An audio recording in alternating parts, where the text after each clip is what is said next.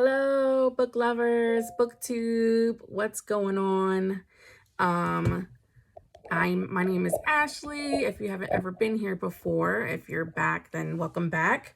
Um, so I definitely the last video that I uploaded was me being like, "Oh, hey, I'm gonna try to be a booktuber and like consistently upload book content." And then I disappeared for quite some time. I don't even remember when I uploaded that. I think it was maybe December. Might have been November, actually. Or was it, did I do that in January? I honestly don't know when I did it, but it is currently February 5th, 2024. And it's about 9 minutes shy of 12 in the afternoon. And yeah, so I don't exactly remember when I uploaded the video. I have to go back to my YouTube and check, but I do know that I got really sick in December. Um, and then some other personal things happened that kind of affected throughout January. And so, yeah. But I have been reading. I'm always reading. I read every single day. I just I didn't feel very good about getting in front of the camera. One of the biggest things that was really holding me back is the fact that I have eczema and I have psoriasis. And when I'm not feeling well, or when I'm stressed out, or when other things are happening internally, that tends to cause a lot of flare-ups. And unfortunately, I do have eczema on my face. And so I have most of January, towards the end of December, throughout all of January, and even till now, I was dealing with a pretty like moderate to severe eczema flare up on my face. And you can actually still see I have quite a bit of some flare up still going on here. And around my eyes, I don't know if you'll be able to tell around my eyes. My eyes have gotten much better, and I am wearing a little bit of makeup right now. The foundation that I'm using is the Ilia Serum foundation, which is like, it's a very emollient oil-based foundation. It has squalene in it. So it is very hydrating. So I'm not like wearing some, and I didn't bring it all the way down. So that's why this is kind of still exposed, because I don't like putting foundation directly on top of like eczema patches and things. So I just didn't want to get in front of the camera because I just did not feel good about my appearance. It was also quite painful. So I just wasn't feeling camera ready at all. So that was one of the biggest reasons why I wasn't filming, and there was other things going on too. So that's where I've been. And I'm hoping that I can kind of get something regular going on. So without further ado, let's talk about books. First and foremost, I want you guys to drop in the comments what you're reading. What's everybody been reading so far? What did you guys read in January? Have you been liking your reading so far this year? And let me know what your favorite genres are. I'm definitely interested in getting into different genres and things. So let me know what your favorite genres are, and drop some book recs. Your girl will never say no to book recs. So let's talk about my January reading. Okay, so a lot of my reading I did do on my Kindle.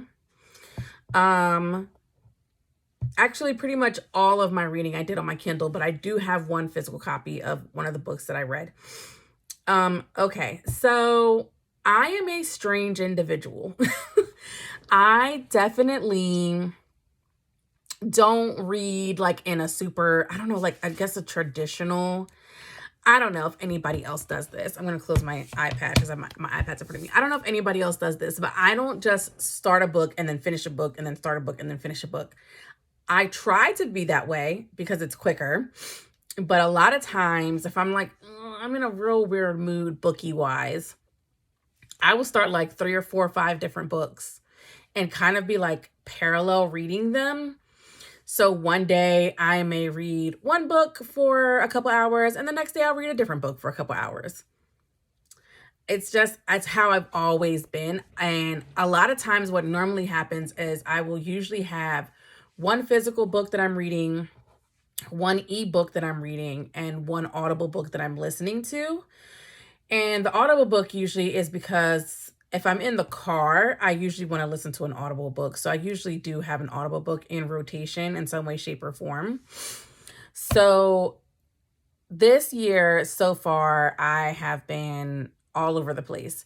So I'm doing rereads of Lone Women, Inkblood Sister Scribe, and Vampires of El Norte. And the reason I'm doing rereads of them is because they were some of the reads that I did from last year. And I found those 3 books to be super intriguing, and especially Inkblood Sister Scribe. And I just had this weird nerdy like want to kind of write some essays on them, or I don't know, like maybe just more in-depth reviews or kind of like analysis of each of the stories for my own personal benefit that maybe I might release on the internet some way, somehow. But it's just me being nerdy, really. So those 3 are definitely just rereads that I'm not quite finished rereading them. I'm in different stages of all 3 of those books, but I did start rereading them in January. And then I also started Divine Rivals, Iron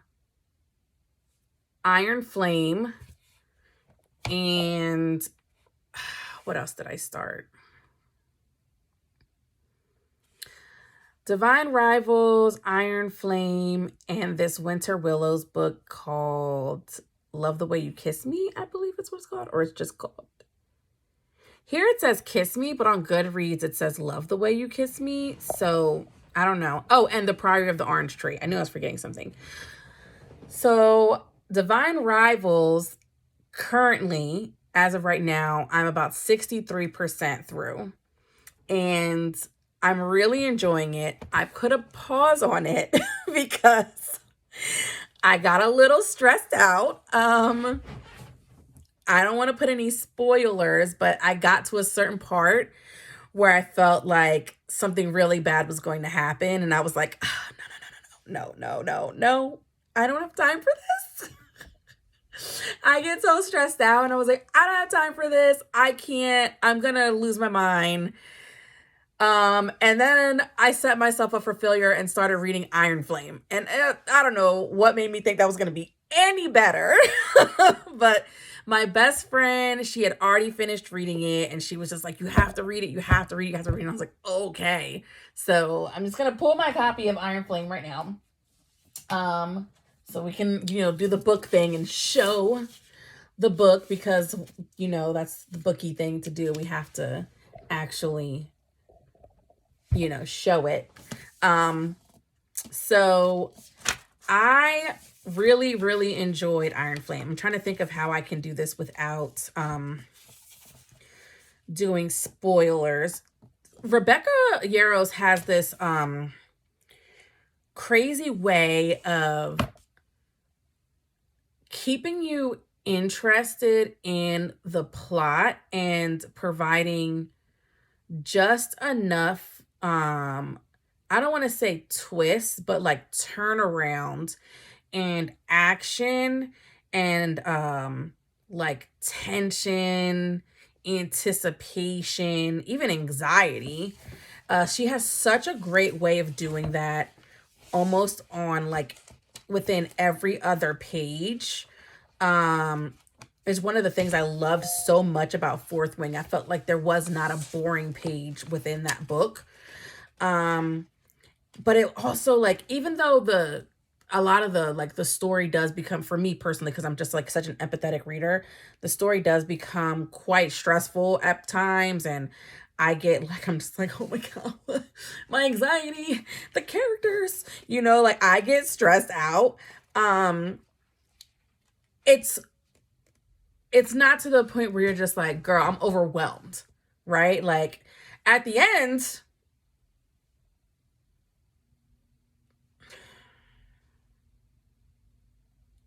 at the end, I was very overwhelmed, but such as ending should be, especially if it's a series and there are continuations, but we'll get there when we get there.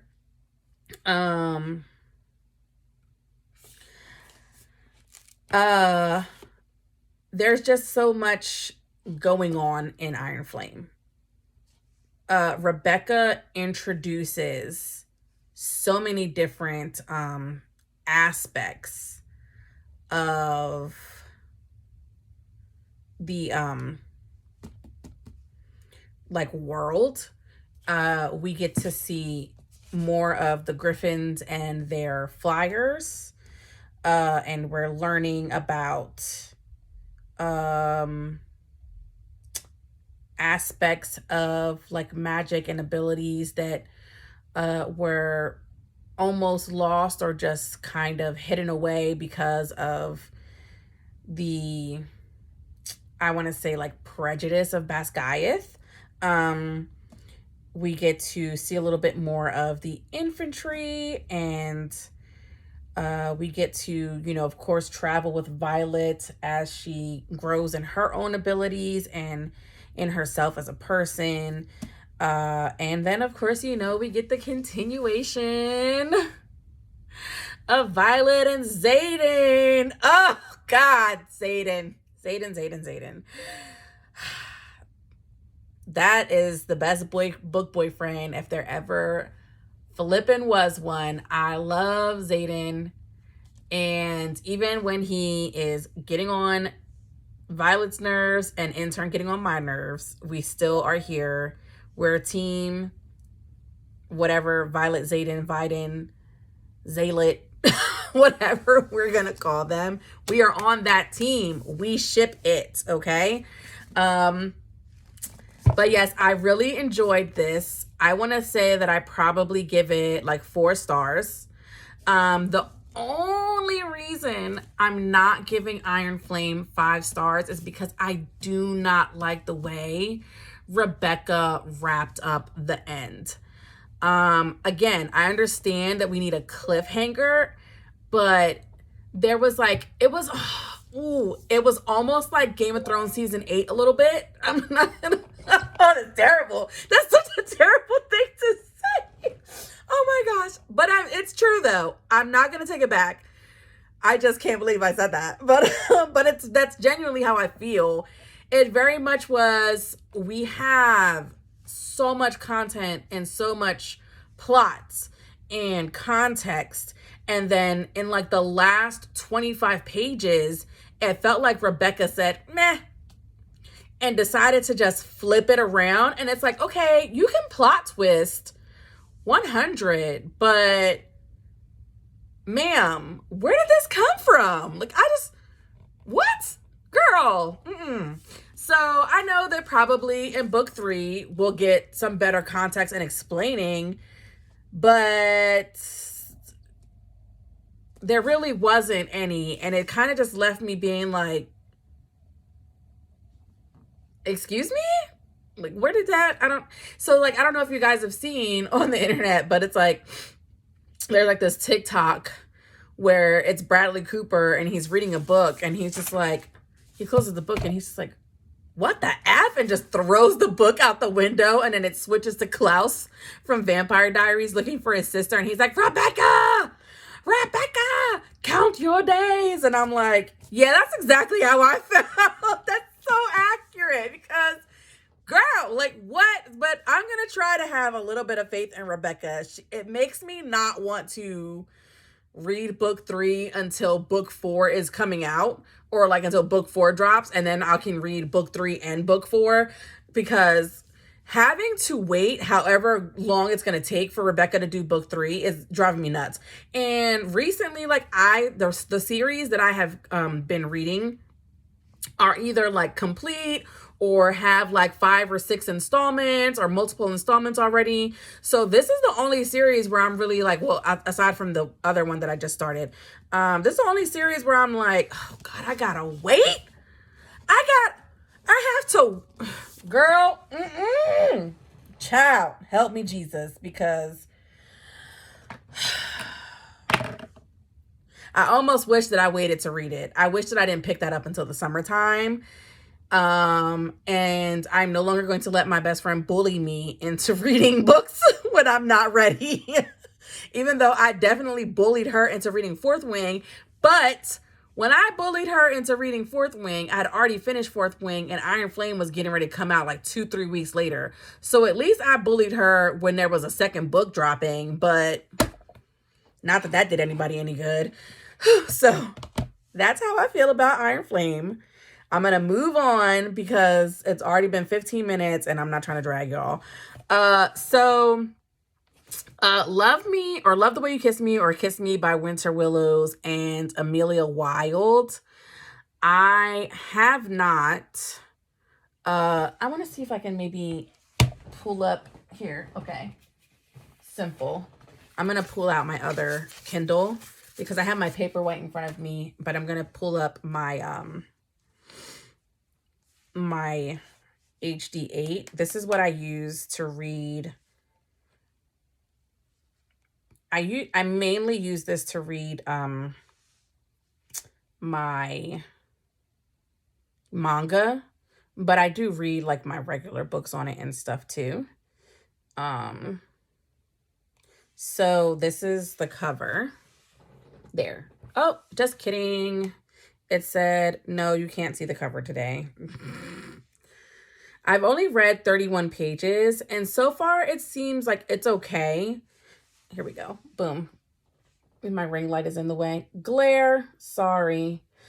So I've read 31 pages of this. I like it so far. I'm assuming that it's some kind of a romance. So basically what I did was me and a friend, or a friend and I, grammar, I had purchased from one of my really, really great like best friends a Kindle for Christmas, and I went onto Winter Willow's website because she said that she wanted to read some of her stuff because she'd heard a lot about her, and downloaded every like free book that she has on there. And this was one of them. She already read it. She said she read it in one day. And I was like, what? I think it's only 176 pages. So I could have actually read this in one day. I was still in the middle of reading Iron Flame when I kind of just gave this chance because I needed a break from Iron Flame for a minute because I was like, stressful. So I read about 30-ish pages of this, and it follows a girl. Her name is Ella, I believe, and it seems like something really tragic happened in her past. I think her mother murdered her dad's like previous girlfriend prior to the mother and the dad getting together. And then like, of course, the mother and the dad did get together. They got married and had her, but no one found out about the murder until like well after. And so her life has been heavily scrutinized, and she's been followed by the paparazzi. And I think at some point she tries to unalive herself.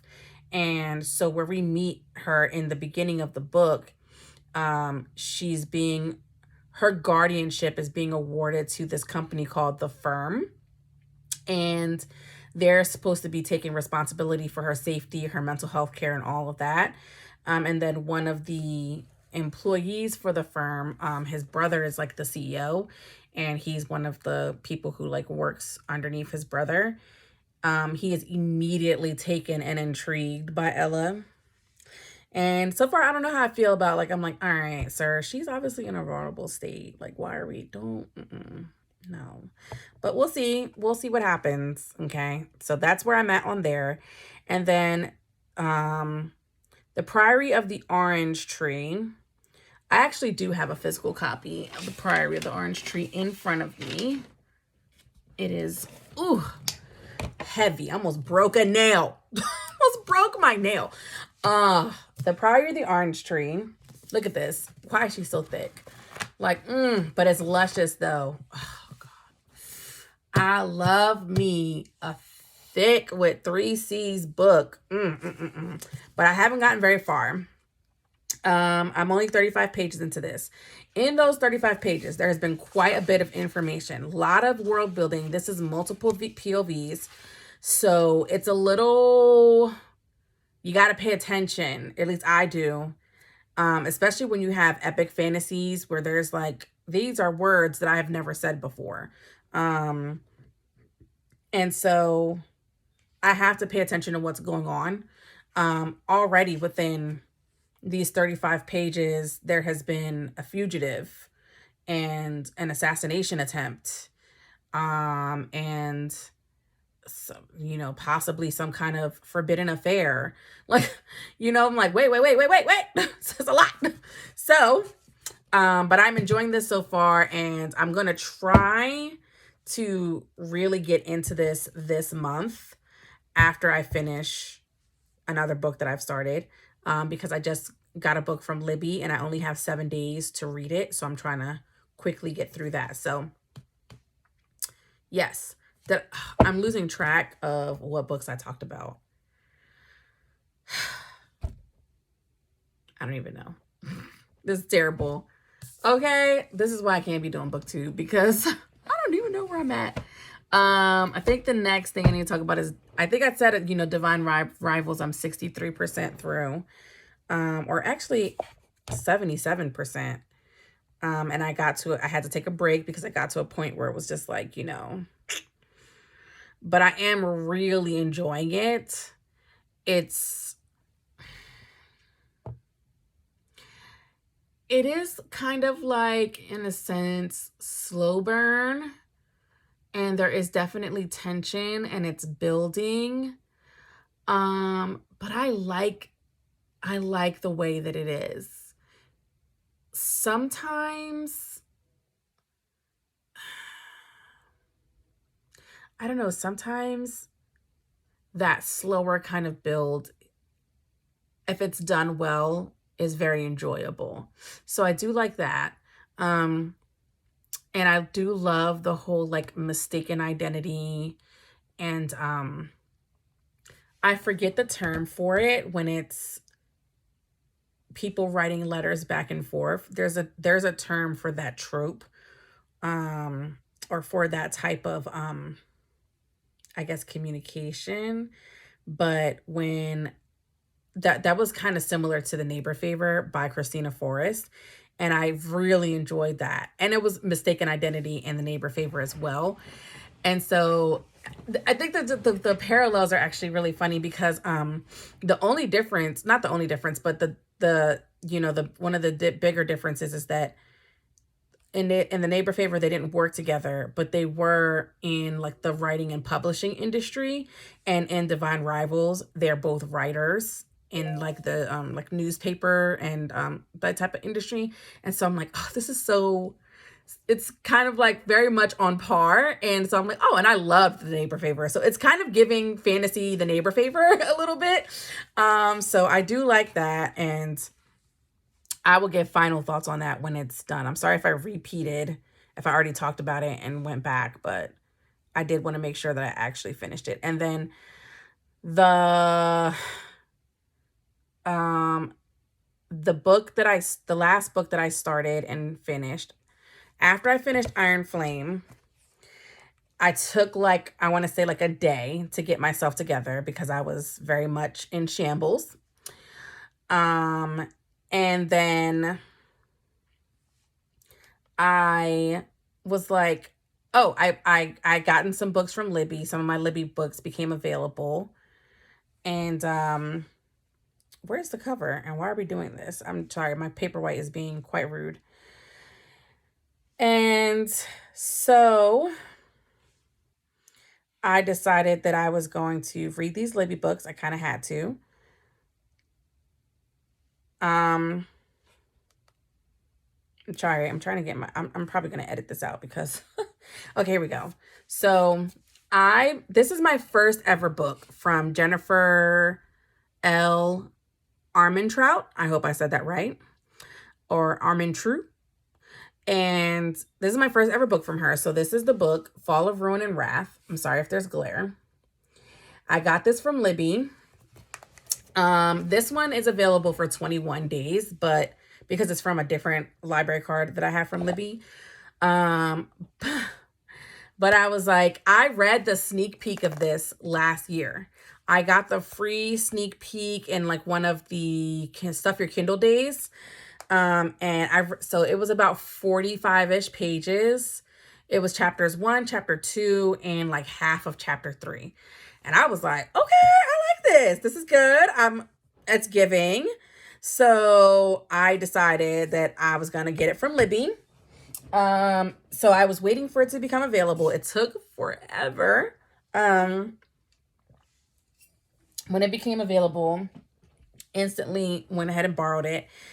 And so that was like the day after I finished Iron Flame. And so I was like, okay, I'm going to read it. So what's funny is Iron Flame was about 884 pages, I believe. And it took me the majority of January, pretty much almost all of January, to read it. But again, I was reading other things, but I was focusing heavily on Iron Flame.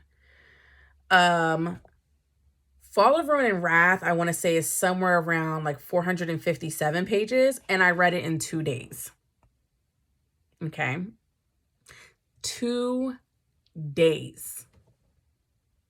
I devoured this book. Devoured it. Oh my goodness. And I don't think it's any better than Iron Flame. It's just very different. It's giving completely different. Like Iron Flame and Fourth Wing have some spice. Fall of Ruin and Wrath is a habanero pepper. Okay? About 10 habanero peppers. There is so much spice in this book, but it is so well done and it is so good. Oh my goodness. This was the level of spice that I needed at the time. Okay. Don't judge me. We're not going to talk about it, but this gives something for me. Like I have a very specific kind of like, I don't know how to explain it. I like my book boyfriends, the bookmen's, to have a certain kind of way about them.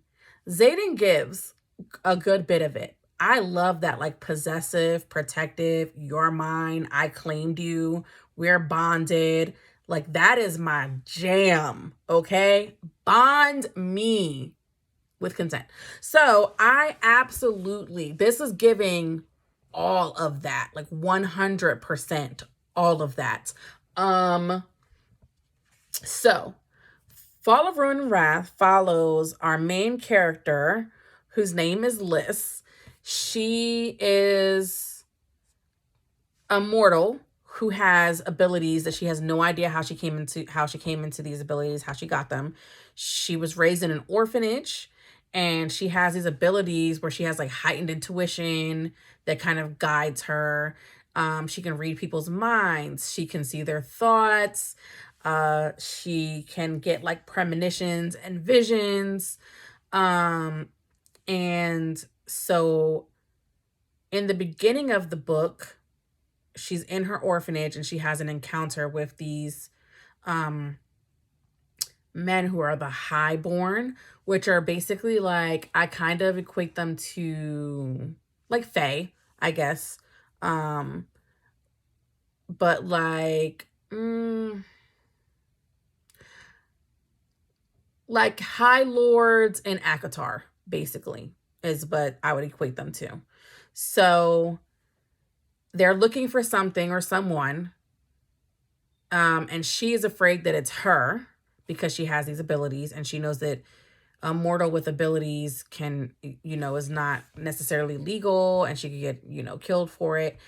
But she basically goes like under the radar, and they don't suspect her of anything, and they leave. And then her and her best friend Grady, who was raised in an orphanage with her, they go on the run. So when we next find her, they have found themselves a comfortable situation after having been on the run for many, many years. And she's kind of like this advisor to a baron. And one day her intuition leads her back to the highborn that she encountered when she was in the orphanage. And then from there, things kind of just tumble and get spicy, and it's very juicy. This book has me in a choke hold. Okay? Choke hold. Again, Iron Flame. I have to wait for the next one to come out. This is the first book in the series. I want to throw my Kindle out the window. Why? I can't. I have to wait. I can't do it. So I have resolved myself to now, I'm just going to read everything else Jennifer wrote. That's it. That's all I can do. Because what else am I supposed to do with myself? I have to, like, what? This left on such a deep cliffhanger. I'm off the ledge with no chalk and no pulley thing. I don't have nothing. Nothing. What? I promise y'all I'm not trying to be dramatic. This is my life. Like, what am I supposed to do? Die? Because that's what I feel like I'm going to do. Like, what the heck? So, I'm going to give it 4 stars. 4 stars. But here's the thing. Don't judge me. Okay? Because I know I'm talking like this is... It feels like 5 stars. I'm giving it 4. But it's not Jennifer's fault. I don't know if it's just the Libby version of this, but unfortunately, there are entire pages missing from this book. There are at least 4 or 5 pages missing from the ebook version of this that I got from Libby, where I would be reading and the page would like leave off at one word. And then when I get to the next page, it's literally just a completely different sentence. And where the context of what I'm reading, I'm like, what? Did I miss a page? I don't know if I missed 1 or 2 pages. I don't know, because it just starts somewhere different. Again, this is not Jennifer's fault. This is something that must have happened in translation with the book going over to Libby. And I will have to basically message or to figure out some way to either let my library know or let Libby know, or, you know, figure that out. I don't have the Kindle version of this. I did not buy this from Amazon. So I don't have the Amazon version, so I can't compare. Will I buy it? Probably, honestly. Like, I probably will buy it. And I'll probably get the print version too, honestly, the physical version, because that's how good it was. It was that good. But other than that, I mean, it was so good. Like, there's so much good in this. I'm probably going to read it again after I finish the next book that I've started. I'm going to read it again because it's so good. I cannot with how good that book is. So the next book, so that's all of January, right? So that's my January wrap up. Now we're going to talk a little bit about what I've started to read in February. Divine Rivals is still on hold. But after I finish this book that I got from Libby, that I only have about 5 days left to read, I will then go back to Divine Rivals and finish that out. And then we'll go from there. I don't know what else I want to read yet. My other 3 rereads are also kind of on hold right now, just because I just don't feel like going back into that. Oh, and then Priory of the Orange Tree. So this is what I'm currently reading. I finally got All the Light We Cannot See from Libby. And the reason I'm getting, well, I mean, I don't need to give a reason why I'm getting books from Libby. I mean, I'm trying my best here to be economical as much as possible. And also, and literally, like, if I have physical copies of books and I just don't feel like reading the physical copy, I will see if I can find it on Libby and just put it on my Kindle, just so that I don't have to repurchase it or whatever. So, but this is also because I'm not sure how I'm gonna feel about a book. I don't want to buy a book and then not like it. So All the Light We Cannot See by Anthony Doerr is like, I don't really know any, like, too much about this book. I know that a lot of people really loved it. It won a Pulitzer Prize. So I was like, whoa, must be good, right? Because you won a Pulitzer Prize. That's a big deal. That's a really big deal. And it's a movie on Netflix now. So I was just like, yeah, this seems like something I need to read. I know that the main character, she's blind, and I know that there's a boy involved who's like a radio correspondent for the war on the German side. This is months after D-Day. France has been occupied. And so I think that this is going to be a romance. I think it's going to be like a wartime romance kind of situation, but I really don't know. I didn't read the like back of the jacket when I was at Barnes and Noble and I saw it. I did not watch the movie. I did see like a little bit of a snippet on YouTube about it. I know that Mark Ruffalo is playing a character. I know that everybody is in love with the girl who plays the I think her name is Marie. Everyone is like in love with her, the actress who plays her. And from my understanding, this is a young woman who has never acted before. And this young woman is in fact blind, as is Marie in the book. And so I believe that in the location where they decided to film, they somehow found this young lady, and they were like, hey, we think you'd be perfect for this. And she was like, I literally have never done anything like this, considering like, I literally don't know how they found her. But somehow they did. And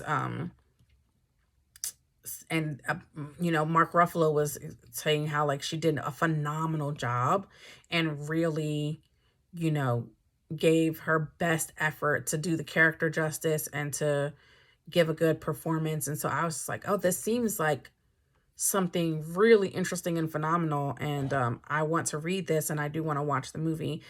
So far I've read like I literally just started this in the middle of the night. I couldn't sleep for like an hour or so, so I kind of just got up and walked around, and I read about 27 pages of this just to kind of like get myself, and so far those 27 pages have been really, really good. I like the way that it's written. And yeah, I'm excited to get into this. This seems like it's going to be really good. And I think,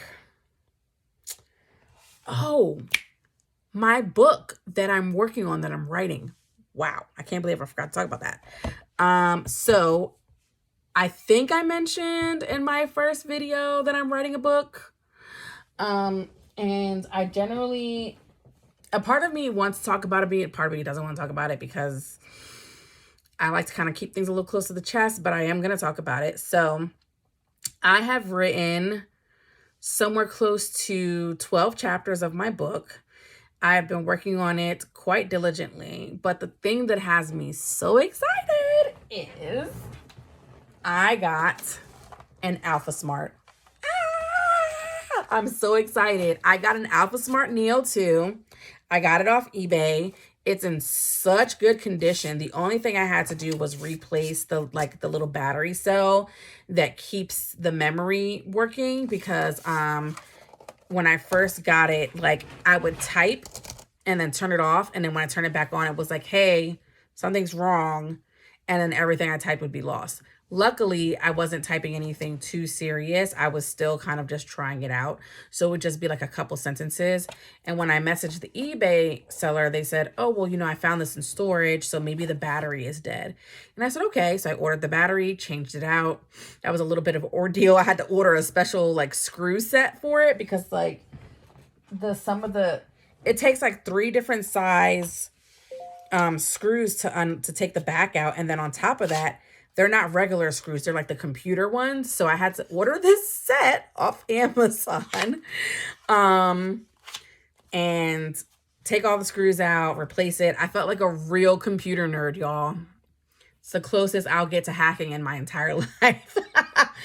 So basically, the Alpha Smart is like a word processor that these 2 Apple executives decided to develop on their own time to help children in schools learn how to use computers and how to write and things.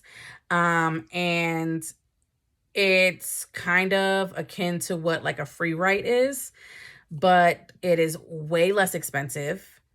And I honestly feel like if this company was still in business, if they decided to develop these again with like different colors, and honestly, this size of screen is perfect. I think that if they just literally tweaked this just a teeny little bit, made it just like the slightest bit more modern, and kept the LCD screen and didn't try to do e-ink like FreeWrite, and like allowed customizations and sold this for like maybe even like $150-200, they would put FreeWrite just right out because it makes no sense. I mean, I understand that FreeWrite is e-ink technology, but $500-600 for an electronic typewriter, I'm like, no. I've the majority of my book I've written on my iPad. And I understand that the FreeWrite is meant to be like, distraction free, but that is honestly so much money. We're writers. We don't have money. Like what do you mean? So I am going to customize this. I'm going to switch out the keyboard. I'm working with somebody on that, and I'm going to paint it and all that. And so I am going to do that, but I really do love this. I started using it, and it has increased my writing productivity so much. I'm going to just turn it on real quick so it can just pop up to the file that I'm currently working on.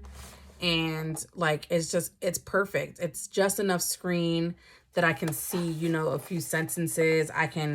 The thing that I can do on here that you can't do on the FreeWrite is you can go up and down in the page with like your arrows and stuff, and you can delete and stuff. You can do like some minor editing on here. That's very nice. And it does have spell check and things. There's up to 8 files on here, and I believe you can hold up to 10,000 words per file. I never really need to do that. I usually have about 5. I usually have 1 or 2 files with something on them at a time. And once I hit about close to 2,000 words, I'll go ahead and upload it. Just because I'm uploading to my iPad and it takes a long time. I think if I was to do it on my desktop computer, it probably wouldn't be that much of an issue, but I haven't tried that yet. So I'm really enjoying this. I think I wrote for maybe like 30 minutes the other day, and I wrote like 1,500 words, just flat out. It feels like butter. It's crazy. So really excited about that. And as the book gets closer to, as the first draft gets closer to being finished and I do some revisions and things like that, I'll talk about it more. I'll share more, and I'll start doing like sneak peeks and things. But yeah, so that's all the book things for today. If you made it this far, thank you for watching. Drop some purple hearts in the comments. Like and subscribe. Share with your friends. Let me know if you want to see anything. Or if there are any books that you want me to read or talk about. Like, that would be interesting too. And I will see you next time. Bye.